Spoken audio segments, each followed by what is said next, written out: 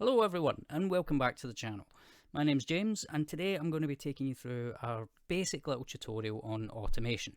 Now what is automation, I can hear you ask? Well, it's basically where you program a parameter within a digital audio workstation to do something automatically. Now this could be anything from a fader moving up and down, a pan dial moving from left to right, or a button switching on and off.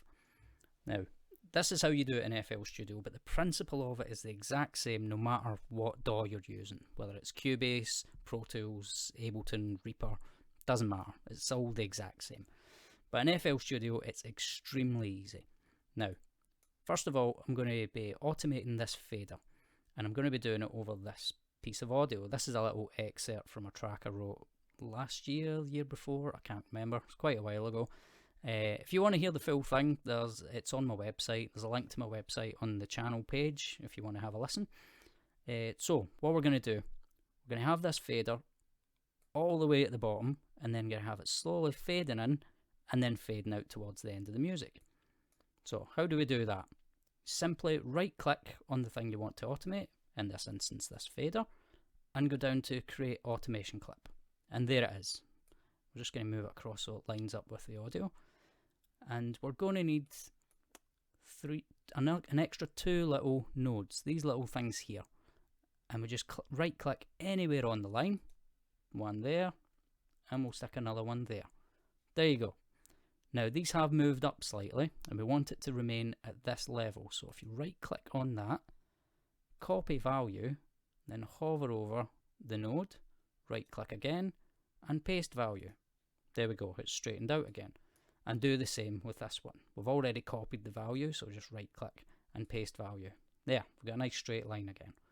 Just going to move this over so it's in line with the audio.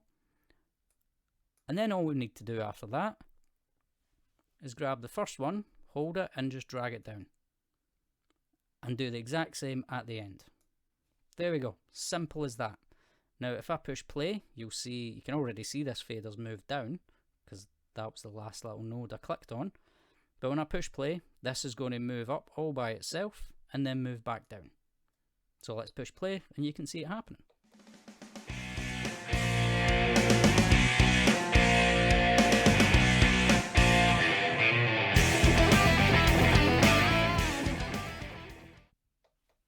Simple as that.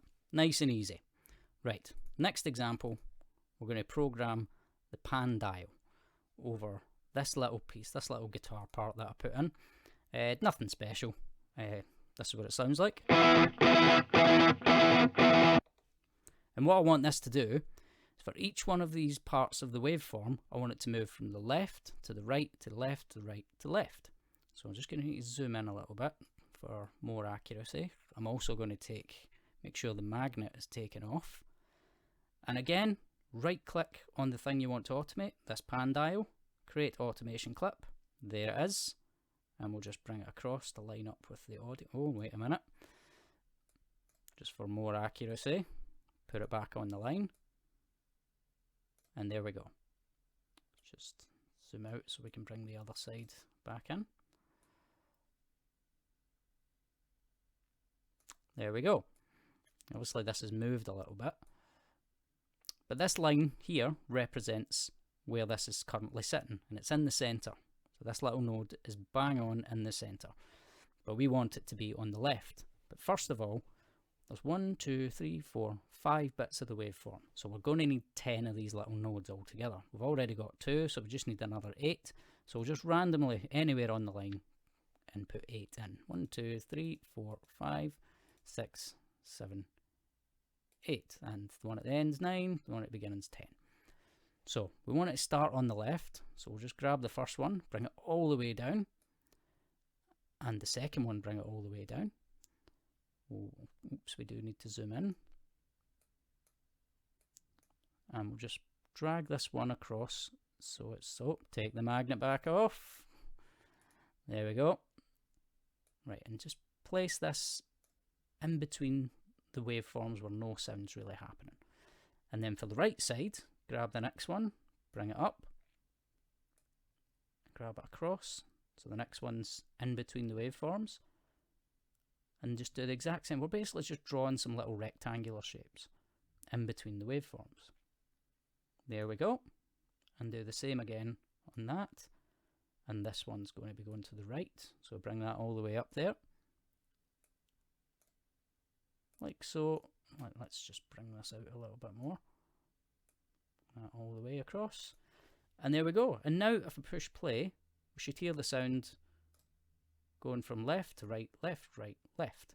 Now, if you're watching this on a phone and you're just using the phone speakers, you might not be able to hear this very well. But if you're using headphones, you'll hear it no problem. So here we go. Simple as that. Just drawing little rectangles and it manipulates the sound. Right, next example. Let's mute these.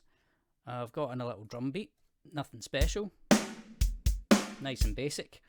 And what I want to do, I've loaded up a reverb plugin. I think it's just a stock one that's in FL Studio. It's not a bad reverb actually.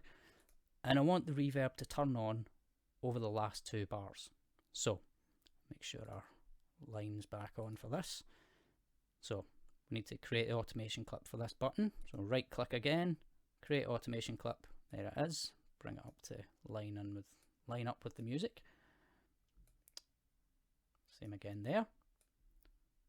So we want it to turn on here. So we're going to need another little node in there. We'll just bring it across and we'll need another one. And just draw kind of similar to what we done with the pan. And there we go. Now if I push play, there's going to be no reverb here. It's just going to be nice and plain. And then when it gets to these last 2 bars, the reverb's going to kick in. So here's what it sounds like.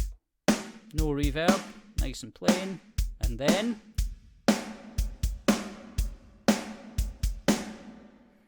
there you go. That's us. There's 3 little examples of automation. We've automated a fader, a pan button, and an effect. So automation is a really useful tool, especially with sound design and stuff like that. With automating faders and pan, it's very good for mixing and mastering. It's just a really, really cool thing you can do, and it's so easy. It's not too difficult at all. There is more advanced techniques which you can do, but just keeping this nice and basic. So there you go. I hope this has been interesting. I hope you found this very useful, and you know, if you like this kind of stuff, hit subscribe and like and ring the bell, all that kind of lovely stuff. And I'll see you very soon for the next video. I think we're going to do some more composing stuff with the orchestra, or maybe something totally different. I've not decided yet. So I'll see you again very soon in the next video. Cheers, bye bye.